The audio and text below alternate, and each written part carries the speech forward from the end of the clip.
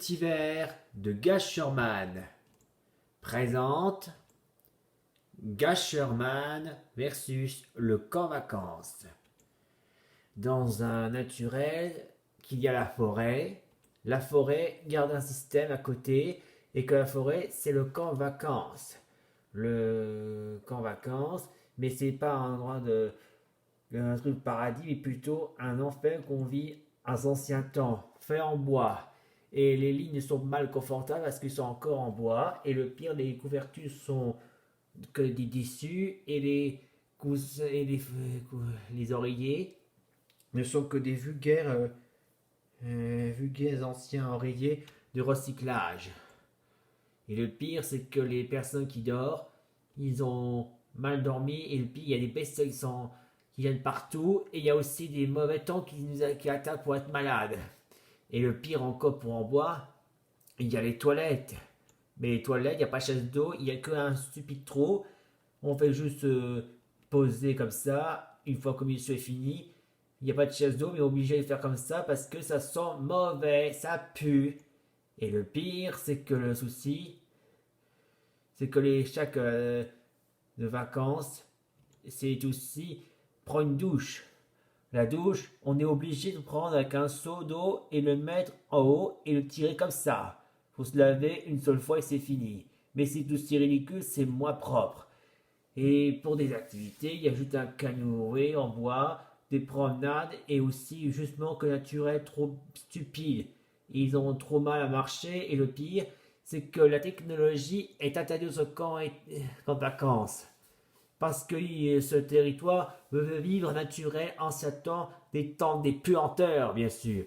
Ben oui, tout ce qui vit pourrait faire vivre que des anciens naturels, on appelle ça aussi surnom les temps des puanteurs.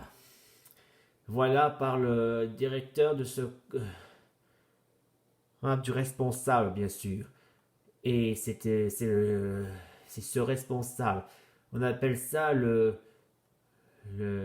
comment on appelle aussi le directeur de ce camp. Et 5 ans plus tard, le directeur de ce camp est furieux. Il dit il n'y a pas d'enfants. Parce qu'il n'y a pas d'enfants, parce que il dit que ça aussi, c'est à cause de Gasherman, tout ça.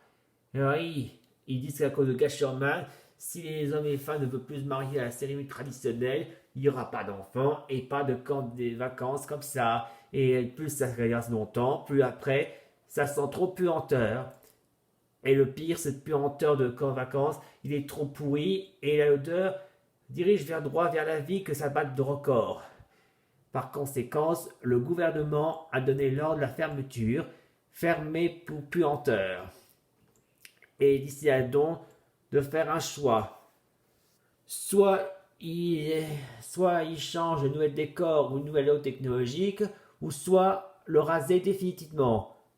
Alors le choix a été fait, le rasoir parce qu'il déteste les hautes technologies. Bien sûr.